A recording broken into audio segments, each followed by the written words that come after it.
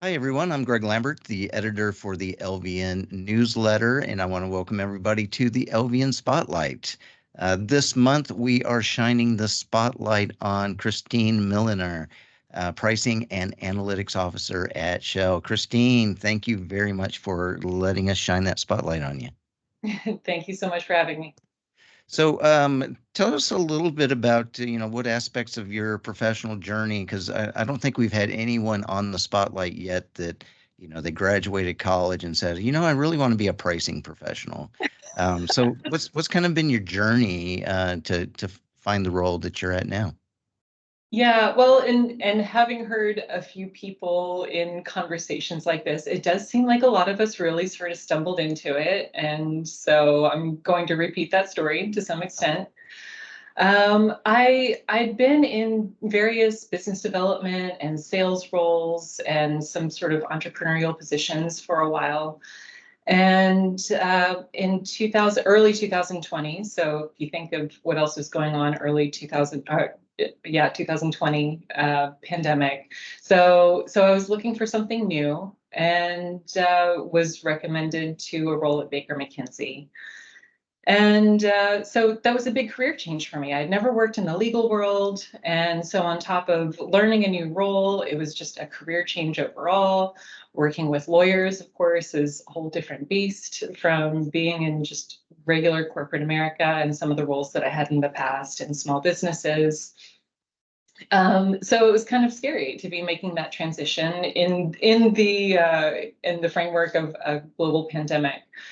I found once I got to Baker McKenzie that my skills translated really well to the role I had there as a global client manager. Um, and in some ways, it really benefited me to be coming from the outside and bringing that new perspective to a law firm. But then at the same time, I just had so much to learn. I remember early on in my role there, just, what's a second D? I didn't know any of the terminology. I knew nothing about legal. So it was a pretty steep hill to climb. Um, Turned out to be a great move. I really enjoyed the work that I was doing, enjoyed the people that I was surrounded by. Um, and then, I mean, it was just like the role that I have now. These careers in legal operations and in the business side of legal when working in a law firm, there's just so much growth and change. And so it really creates an opportunity for people in these positions to kind of make it their own. And so that's one thing that's been really exciting about both the role I had at Baker McKenzie and the role I've been in at Shell. And I just appreciate that I had that opportunity to build the foundation for what I'm doing here at Shell now.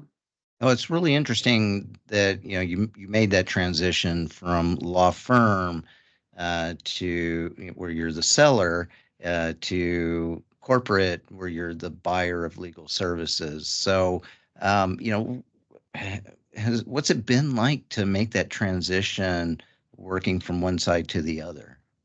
Well, more people want to talk to me now, for starters. That's nice. I see that.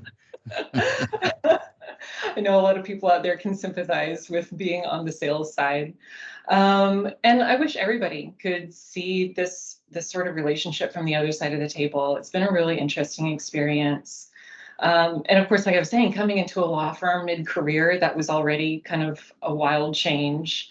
Coming in and a lot of people have been with law firms for a long time and they've grown up in this culture together.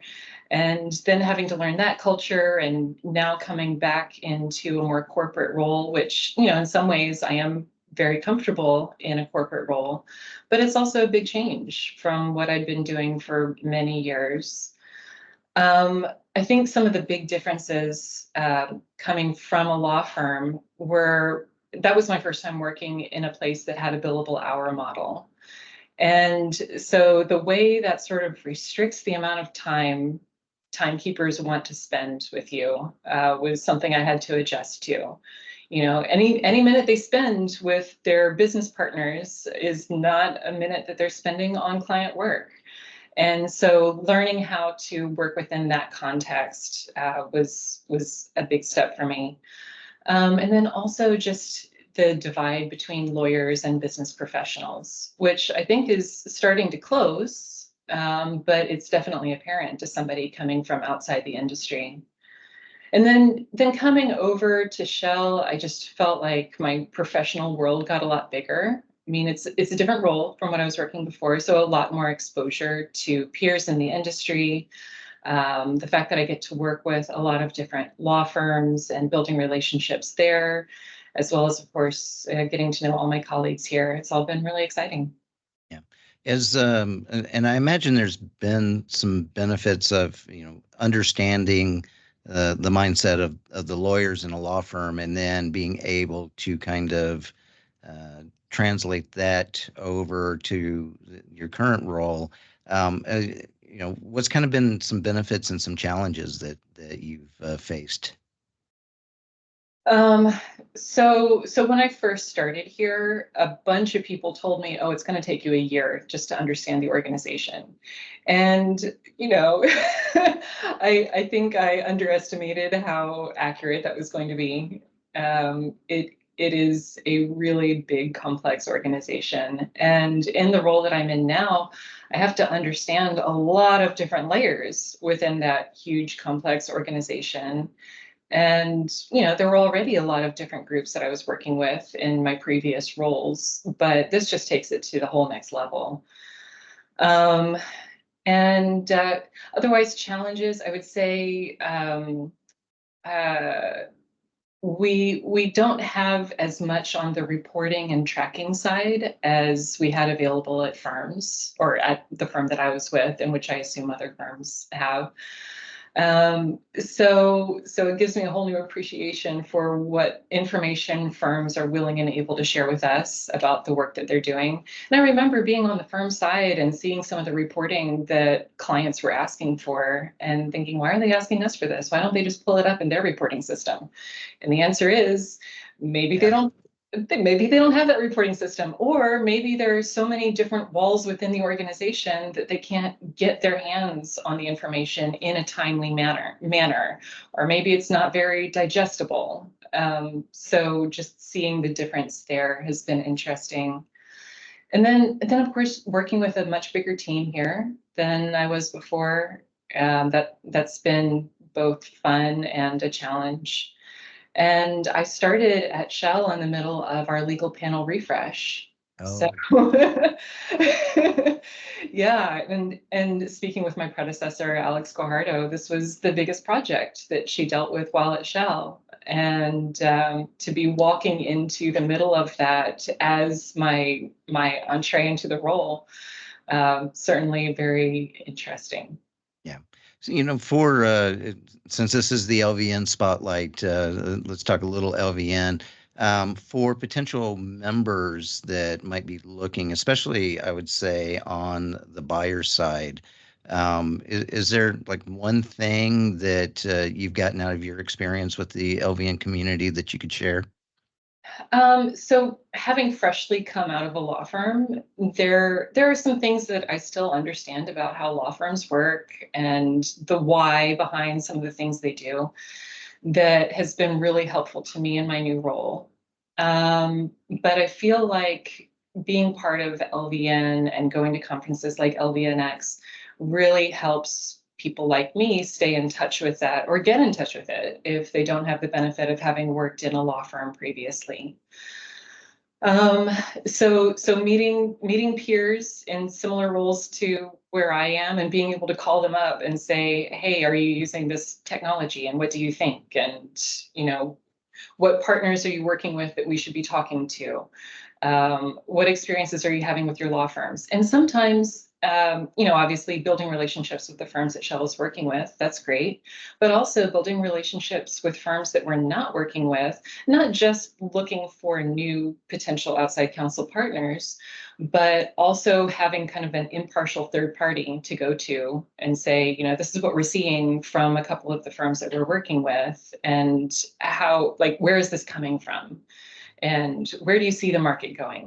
Questions that firms working closely with Shell may not want to have as candid of a conversation with us about. Yeah. All right. So, Christine, when you close out all of your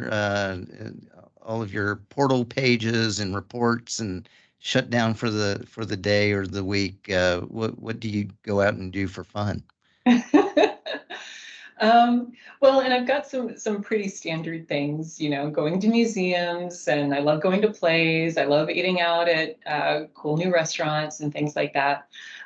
Big traveler. I try to go to a new country every year, Nice. and had a long stint of travel that I call the Fun Employment World Tour. So I've been to a lot of countries and all seven continents. But I do a lot of volunteering as well. And one of the things that I'm really passionate about is through the city of Houston, I'm able to volunteer as parking enforcement for people who illegally park in handicap spots. And so this is super rewarding. I've got a friend in a wheelchair. I've had various other friends and family members who have needed handicap spots for various reasons. And this is something that's really abused by a lot of people who don't understand how important it is for people with mobility issues to have those spots available. So the fact that I'm able to do something to contribute to that community in Houston is fantastic. And a lot of cities have this. So I encourage anyone listening to Google and see what they can find and write to their representatives if a program like this isn't available in their city. Terrific. Well, Christine Milliner, Pricing and Analytics Officer at Shell, once again, thank you very much for letting us shine the spotlight on you. Thank you so much. Good chatting with you.